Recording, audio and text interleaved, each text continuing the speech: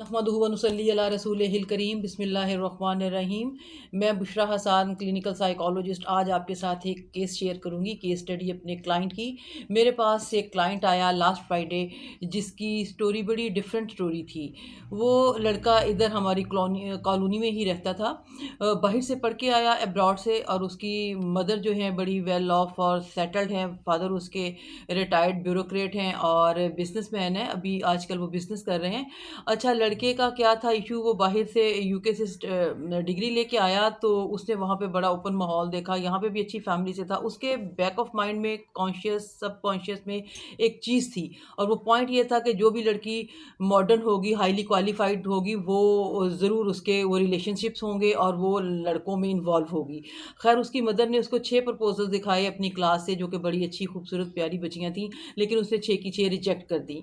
और उसने अपनी माँ से कहा कि मैं किसी बिल्कुल सिंपल और सादी लड़की से शादी करना चाहता हूँ, जिसको बाहर की दुनिया का पता हो, भले वो इतनी हाईली क्वालिफाइड ना हो, मुझे उसकी डिग्री से कुछ लेना देना नहीं है, लेकिन मुझे वो बिल्कुल सिंपल और पाक पवित्र चाहिए। खैर, इसी तरह से 6-7 महीने गुजर गए और उसकी मदर बताती हैं कि उनकी एक फ्रेंड की डेथ हो गई। गाँव में वो थी उनकी फ्रेंड ना, पंजाब के गाँव में।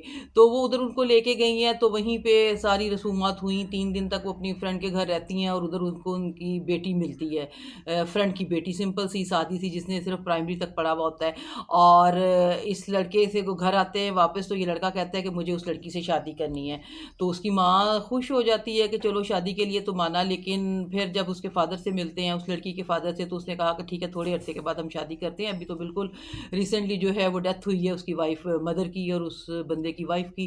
खैर, कुछ अरसे के बाद उसकी शादी हो गई, और शादी के 3-4 दिन के बाद जब वो गया है अपनी मिसिस को लेके गाँव, उसके पीछे उसके फादर से मिलवाने के लिए, तो वो क्या देखता है कि थोड़ी देर के बाद साथ वालों का पड़ोस से एक लड़का आता है, और वो खातून जो है, बच्ची जो है, वो उसके साथ बड़ा हंस हंस के जो है ना बातें करना शुरू हो जाती है।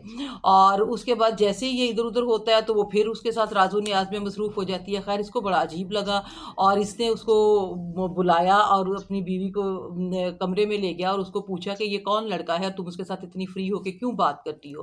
पहले तो वो थोड़ा सा कहता है कि मैम, वो पहले तो हिचकिचाई, उसने मुझे नहीं बताया, लेकिन बाद में जो है उसने बताया कि मेरी जो है इसके साथ मंगनी हुई हुई थी, बचपन से तय थी, मेरे ये मामू का बेटा है और हम बहुत क्लोज रिलेशंस में थे और हमारी बड़ी अच्छी अंडरस्टैंडिंग फ्रैंकनेस थी। लेकिन बाद में जब आपका प्रपोजल आया, तो मेरे फादर ने हमारी ये अटैचमेंट ख़त्म करवा दी, मेरी मंगनी ख़त्म कर दी और आपके साथ शादी कर दी। क्यों? कि आप हाईली क्वालिफाइड थे, आप अच्छी फैमिली से थे और गुड लुकिंग थे, जबकि मैं अभी तक आपके वाले जो है ना इस रिलेशनशिप को वो एक्सेप्ट नहीं कर पा रही, और मैं तो इसके बहुत करीब थी। खैर, वो बंदा बहुत परेशान, और उसको बीवी को उधर छोड़ के तो वो आ गया। आके 10-12 दिन गुजर गए, तो फिर उसके बाद वो मेरे पास आया अपनी वालदा के साथ। तो मैं सिर्फ ये कहूँगी आप लोगों से कि नेवर जज a book by its cover.